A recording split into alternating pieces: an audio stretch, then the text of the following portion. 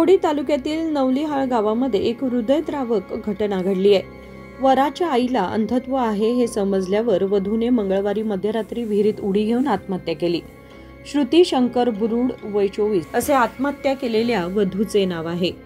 नवलिहाळ गावातील रहिवासी असलेल्या श्रुतीचा बेळगावातील तरुणासोबत साखरपुडा झाला होता।